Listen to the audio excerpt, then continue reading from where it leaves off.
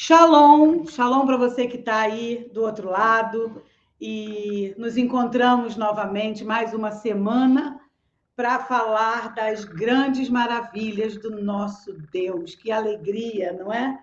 Vamos orar?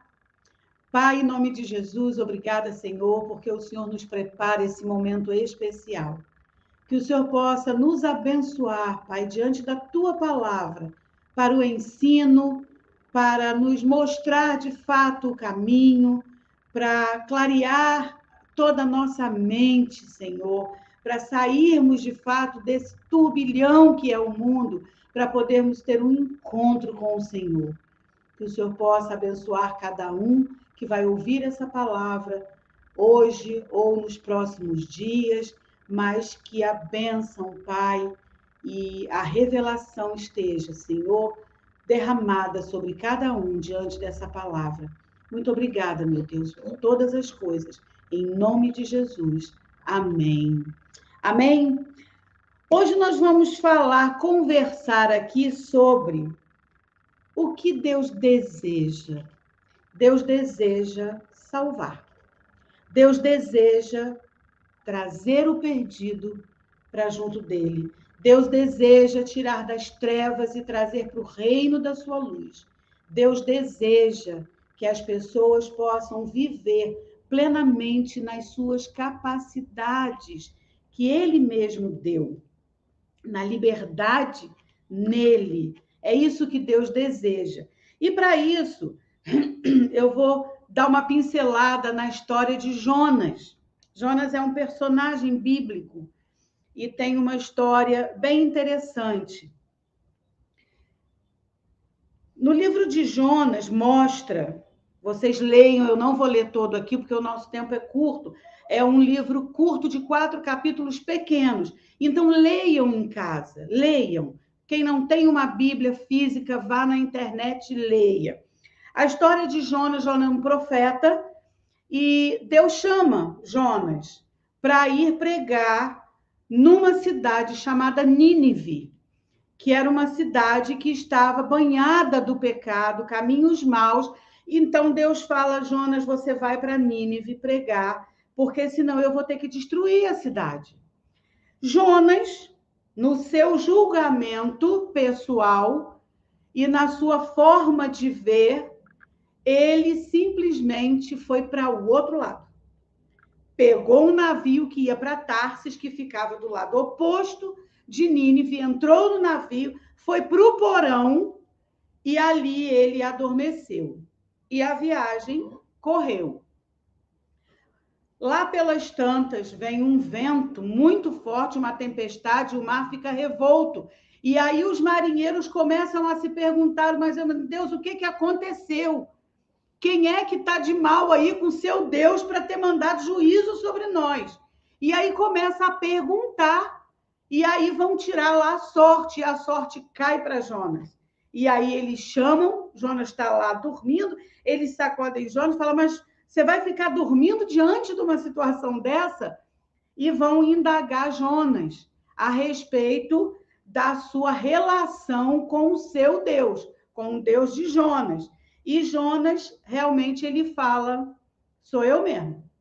Eu mesmo, mandaram eu ir para um lado, eu fui para o outro, então é melhor me jogar no mar. E aí os marinheiros temeram ao Deus de Jonas e falaram: Senhor, que não caia sobre nós esse sangue de inocente. Mas jogaram Jonas no mar. Deus manda, então, um grande peixe e Jonas fica ali no ventre do grande peixe 3 dias e 3 noites. E Jonas, então, vendo a morte chegar, preso no ventre de um grande peixe, Jonas, então, clama por salvação. Jonas ora por salvação. Então, tem aqui, no capítulo 2, ele faz a oração para ser salvo. Então, ele ora a Deus. Na minha angústia, clamei ao Senhor e ele me respondeu.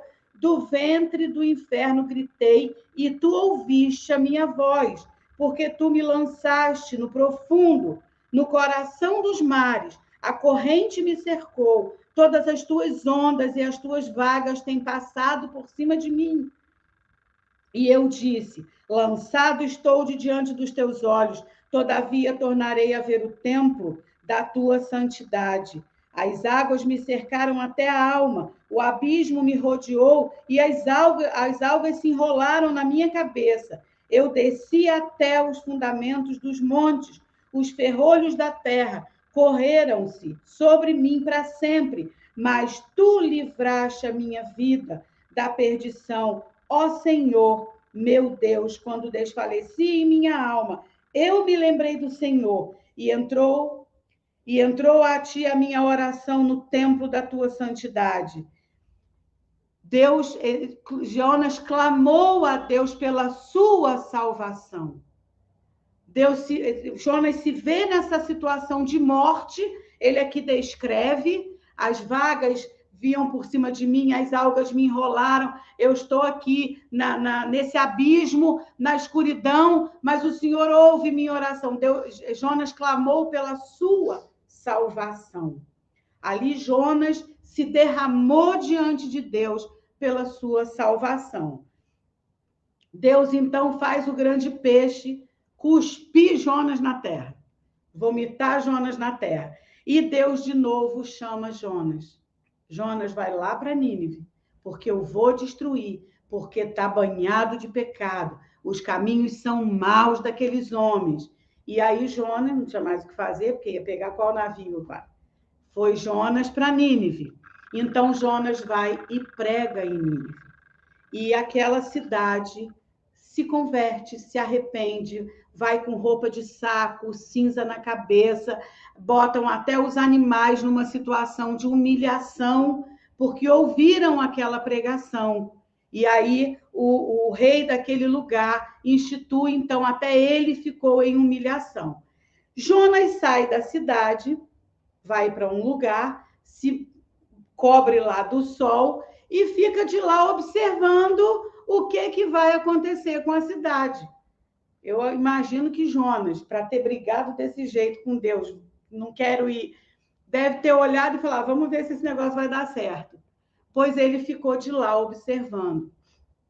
E aí Jonas, então, ora de novo a Deus. Então ele diz assim, e orou ao Senhor e disse, vamos ler o primeiro versículo, mas desgostou-se Jonas extremamente disso e ficou todo ressentido. Você olha bem a situação de Jonas. E orou ao Senhor e disse, Senhor, não foi isso que eu disse estando ainda na minha terra? Por isso me preveni fugindo para Tarsis, pois sabia que és Deus piedoso, misericordioso, longânimo, grande em benignidade e que te arrependes do mal. Pois peço-te, ó Senhor, tira-me a minha vida, porque melhor me é morrer do que viver. E disse o Senhor, é razoável esse teu ressentimento, Jonas? Então Jonas saiu da cidade e assentou-se ao oriente da cidade. E ali fez uma cabana e assentou-se debaixo dela, à sombra, até ver o que acontecia à cidade. E aí vem o acontecimento da cidade. Bom, antes da gente entrar no final, Jonas, então, é um profeta de Deus. Deus confiava em Jonas. E por causa da pregação de Jonas, lá no Novo Testamento, diz que por causa da pregação de Jonas, aquele povo se converteu. Jonas, de fato, era um profeta. Mas Jonas resistiu ao chamado de Deus. Jonas, ele brigou ali com o chamado de Deus. Ele não queria ir lá. Ele teve, com certeza, um julgamento sobre aquele lugar, uma opinião própria, né? E aí entra desobediência, entra orgulho, entra o próprio egoísmo, né? E aí Deus, então, faz um milagre em Nínive. E Jonas ali fica observando. Primeira oração de Jonas foi quando ele estava em apuros, quando ele estava para morrer, ele se viu no meio da morte. Quando jogaram Jonas no mar e veio um grande peixe e o engoliu, e ele ficou no ventre desse peixe 3 dias e 3 noites, naquela escuridão, vendo aquela água, porque o peixe, quando ele abre a boca, toda aquela água do mar entra. Então, ele fala, as vagas do mar vieram sobre mim, as algas me enrolaram, eu fiquei ali naquele abismo. Quando ele se viu nessa situação de morte, de perigo, de angústia, ele então lembrou-se de Deus, das coisas de Deus. E quando ele fala de Deus, ele fala a verdade, que Deus é benigno, longânimo. Mas ele orou, olhando para si e pedindo a Deus para livrar da morte. Ele faz essa oração. Quando acontece tudo, que o peixe cospe ele lá na terra e ele não tem saída, vai para Nínive, aí ele obedeceu e foi, e pregou, que ele ficou olhando o que ia acontecer com a cidade, ele se ressentiu. Eu imagino que ele deve ter ficado pensando, olha, agora eu vim aqui, preguei, vamos ver o que vai acontecer. E ele ficou ali, aí ele orou de novo a Deus. Só que a oração de Jonas, a segunda oração de Jonas, foi uma oração de descontentamento. Ele orou, deu os atributos de Deus. Deus é longânimo, misericordioso, benigno. Deus é realmente. Esses atributos são de Deus. Mas ele orou com descontentamento. Ele orou dizendo para Deus, assim, no íntimo dele, eu sei que o Senhor é esse, que o Senhor vai se arrepender do mal. O Senhor não vai cumprir o que o Senhor disse que vai acabar aí com essa maldade, com esse povo. E ele ficou observando. E aí Deus vem, então, aqui a partir do versículo 6, e fez o Senhor Deus nascer uma boboreira, que subiu por cima de Jonas, para que fizesse sombra sobre a sua cabeça, a fim de o livrar do enfado. E Jonas se alegrou em extremo por causa da boboreira. Mas Deus enviou um bicho no dia seguinte, ao subir da alva, o qual feriu a boboreira, e esta se secou. E aconteceu que, aparecendo o sol, Deus mandou um vento calmoso oriental, e o sol feriu a cabeça de Jonas, e ele desmaiou, e desejou com toda a sua alma morrer, dizendo, melhor me é morrer do que viver. Então disse Deus a Jonas, é acaso razoável que assim te enfades por causa de uma boboreira? E ele disse, é justo que me enfade a ponto de desejar a morte. E disse o Senhor, tiveste compaixão da boboreira, na qual não trabalhaste, nem a fizeste crescer, nem em uma noite, que em uma noite nasceu e em uma noite pereceu. E não hei eu de ter compaixão da grande cidade de Nínive, em que estão mais de 120.000 homens que não sabem discernir entre a sua mão direita e a sua mão esquerda, e também muitos animais. Essa foi a conversa de Jonas com Deus. Por quê? Porque todas as coisas até chegar aqui, Jonas foi observando a sua própria vida. Deus chamou Jonas, um profeta de Deus. Jonas temia a Deus. Jonas amava a Deus. Deus contava com Jonas. E Deus chamou Jonas. Jonas, a primeira coisa que Jonas teve de reação foi um pré-julgamento e foi para o outro lado. Correu de Deus, falou, eu não vou lá para aquela cidade, não. Ele está lá no pecado, eu não vou, não. Deus, então, monta um cenário para que Jonas se convença e veja como que Deus tem cuidado daqueles 120.000 homens, mais de 120.000 homens, porque Deus quer salvar aquela cidade. Deus quer colocar todo o seu poder, toda a sua misericórdia, benignidade, longanimidade. Então, Jonas passa por essa experiência. Jonas vê aqueles marinheiros pagãos. São duas situações que tem. Os marinheiros do navio eram pagãos e Nínive pagã, a cidade pagã. Então, por causa desse acontecimento com Jonas, aqueles marinheiros, então, temeram a Deus. Eles tiveram temor e ainda falaram com Deus, olha, Senhor, a gente vai lançar, mas que esse sangue inocente não caia sobre nós. Então, por causa de todo esse evento, e Jonas, então, vai para a cidade, cumpre o que tem que cumprir, mas Jonas fica de fora observando. Jonas não ficou muito satisfeito. Sabe quando a gente vai fazendo uma coisa, mas que não está assim, né, naquela empolgação, e não, eu vou fazer porque isso vai... Não, aí a segunda oração de Jonas já é dentro de um descontentamento, porque Deus buscou salvar aquela cidade. Porque Deus colocou o seu empenho e contou com ele para salvar aquela cidade pagã. Pagã. E então Jonas vai e prega e fica ali. E aí, quando ele se afasta para ficar observando o que ia acontecer com a cidade e que faz lá uma cabana e fica, Deus vem então e bota uma planta para cobrir a cabeça de Jonas e tapar o sol. Mas também no dia seguinte vem um verme e aquela planta morre. E aí, por causa disso, de novo Jonas olha para ele e fica indignado a ponto de pedir a morte. Melhor me é morrer do que viver. E aí Deus de novo, porque Deus já tinha falado, é razoável, Jonas, essa sua atitude? E de novo Deus fala com Jonas, é razoável, Jonas, você pedir a morte, você ficar nessa angústia, nessa tristeza, nessa insatisfação toda? Um comportamento... E Jonas fala com Deus, é razoável eu ficar desse jeito e querer morrer? Por que não é razoável? Fico eu aqui no sol, vim eu preguei, fiquei eu aqui no sol, o senhor manda uma planta e a planta morre?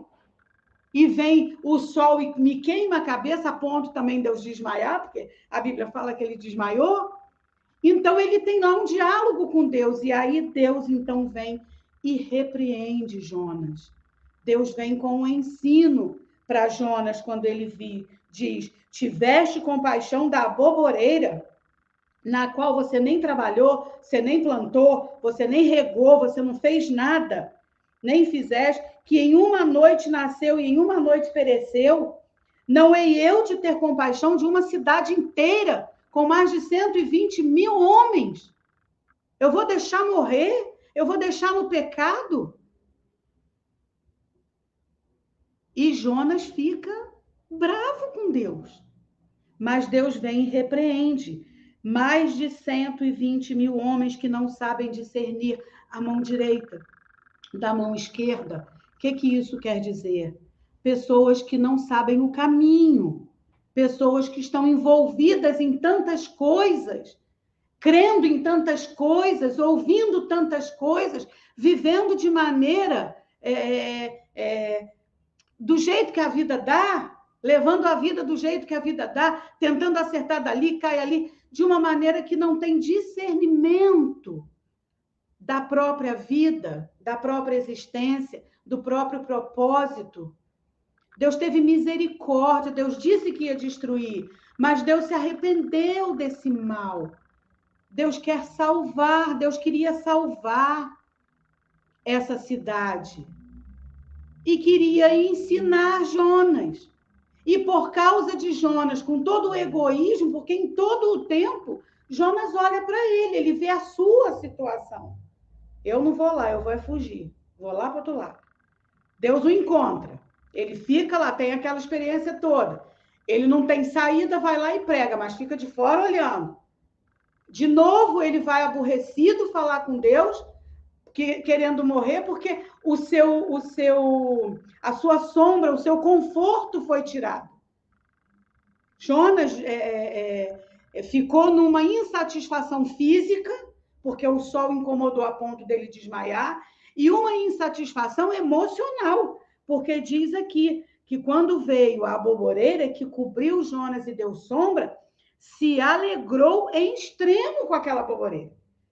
Deve ter feito uma festa. Ai, Estou refestelado aqui, que maravilha. E diz que quando a boboreira secou, que ela morreu, ele se indignou. Isso é uma condição emocional. Era física e emocional. A insatisfação de Jonas. Por quê? Porque ele estava olhando para ele. E Deus, então, aqui teve um ensino para Jonas profundo do seu amor por aqueles que não discernem a mão direita da esquerda. Uma cidade inteira.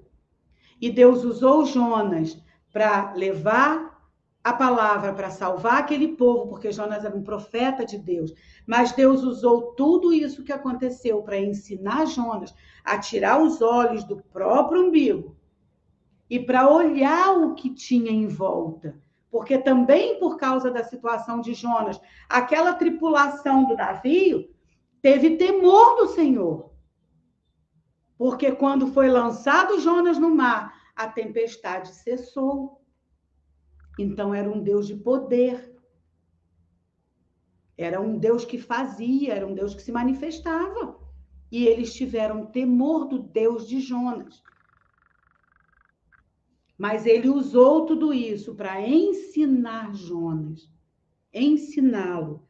Por quê? Porque Deus queria que Jonas, como profeta, saísse dele mesmo e olhasse para fora e queria salvar por causa do amor de Deus, de olhar a sua criação, olhar aqueles que ele criou na perdição, no pecado, porque Deus ia mandar juízo.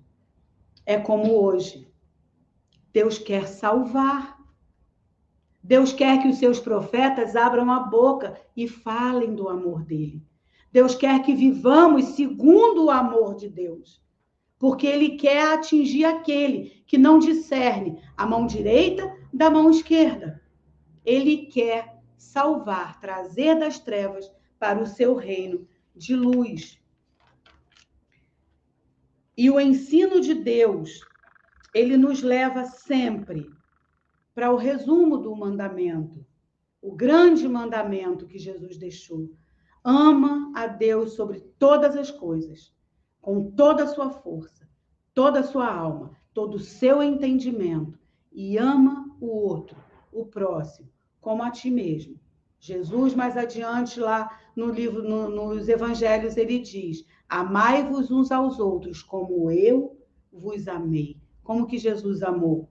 Dando a vida, salvando, dando liberdade para dizer não ao pecado, à carne, para tudo isso, ao diabo, ao mundo, para vir para um lugar onde você é livre com discernimento da mão direita e da esquerda, o caminho que deve seguir. Eu quero ler com vocês no livro de Salmo 94, versículo 12, diz assim: bem-aventurado é o homem a quem tu repreendes, ó Senhor, e a quem ensinas a tua lei. Bem-aventurado quer dizer feliz, pleno. Bem-aventurado és tu que Deus repreende, porque Deus repreende os seus filhos. Deus ensina os seus filhos.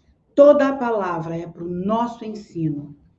E o que Deus quer é nos ensinar a cada vez mais a trabalhar, a viver no amor de Deus.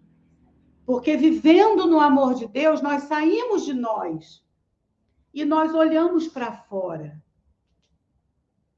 Porque o amor de Deus não para em nós. Ele passa por nós. Toda a compaixão de Deus passa por nós, mas ele vai atingir alguém. A benignidade, a bondade, a longanimidade, a fidelidade, o amor, a alegria, tudo passa por nós, constrói em nós, transforma em nós, dá fruto em nós, mas passa para atingir. E era o que Deus queria de Jonas. Jonas ensinou a tripulação, mas ele teve que ser repreendido. Ele foi lá, ele pregou, a cidade foi salva, mas ele teve que ouvir a repreensão de Deus. E uma repreensão dura. Você imagina Deus olhar para você, para mim, e falar: você tem pena aí dos animais, tem pena das plantinhas, não pode nada, que você nem trabalhou, nem fez nada. E eu não vou ter pena de uma cidade com mais de 120 mil homens? Eu vou deixar morrer, eu vou trazer juízo para matar? Deus dá uma repreensão forte para Jonas. E quando nos concentramos em nós mesmos, nós perdemos os referenciais, que foi o que aconteceu com Jonas. Jonas, ele focou nele. Eu não quero, eu não vou, eu já julguei aquela cidade, eu estou com o meu conceito formado aqui, eu vou para outro lado. Ele focou nele. Quando ele se viu em aperto, veio a oração para ele ser salvo. E quando veio que ele teve que ir para a cidade de Nínive pregar, e que ele então orou descontente com a atitude de Deus. E quando ele pegou sol e desmaiou porque o sol é muito quente, ele então ficou descontente porque o desconforto foi dele. Então, quando nós só olhamos para nós, quando tudo que Deus traz para nós, o amor de Deus, para em nós, nós perdemos os referenciais. Porque o referencial de Deus é o amor derramado no coração para a salvação. Ele quer derramar fé para a salvação. Então, nada pode parar em nós. Nada pode parar em nós. Porque a nossa vida nesse mundo vai ter desconforto.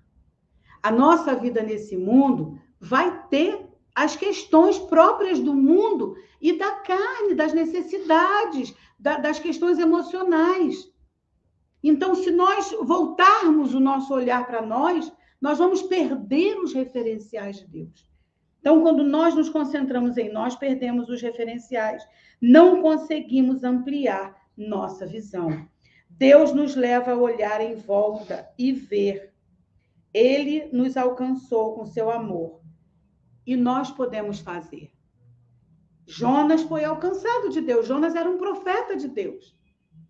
E Jonas podia ter feito. Mas ele resistiu lá pelas questões pessoais. Né? E em João, no Evangelho de João,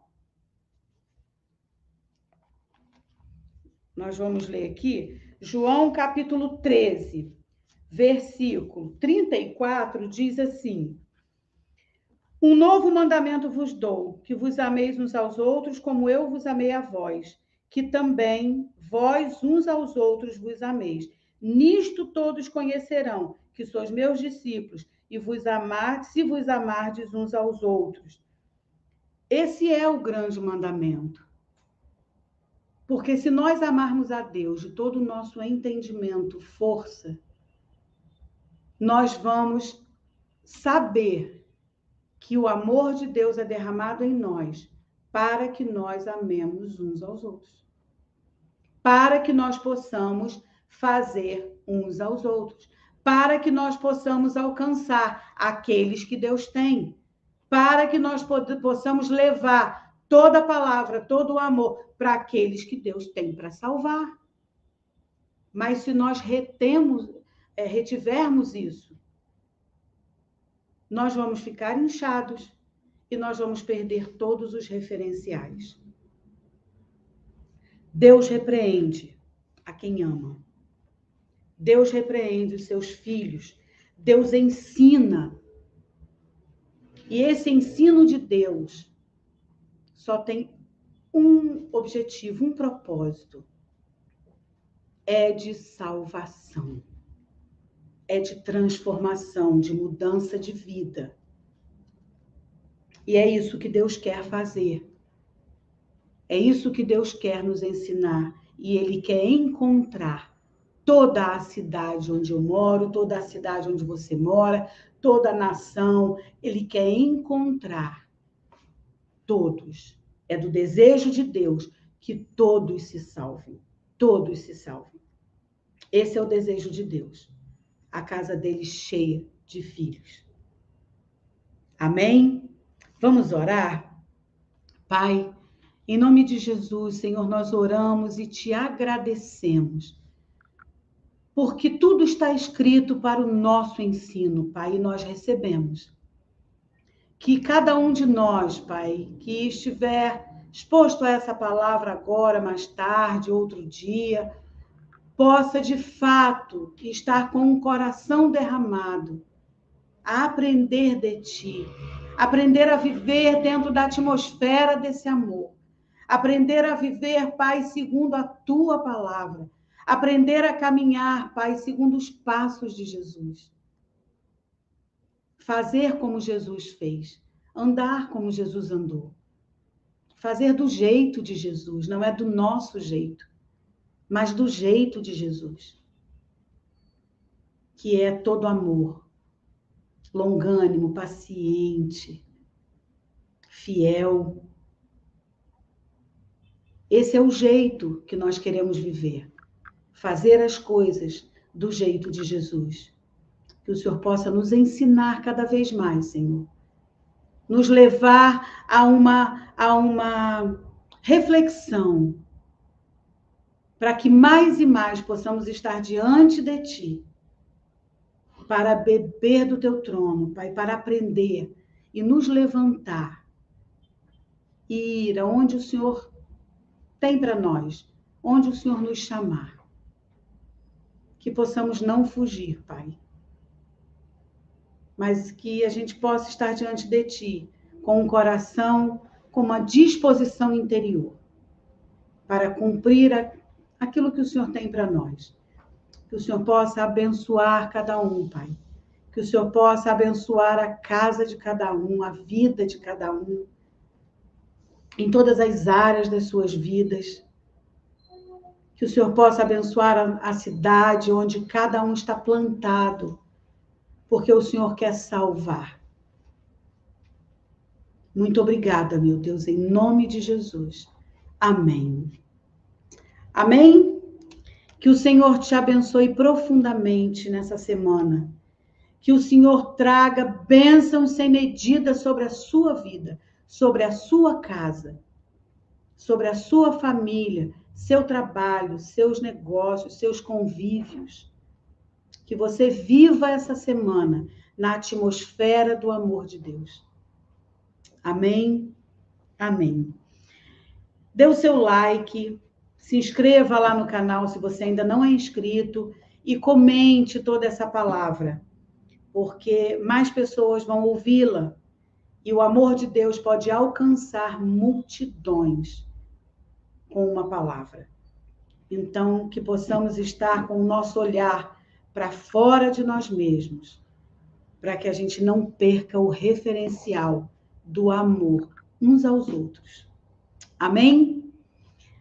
Até logo para você, uma semana abençoadíssima e até a próxima semana.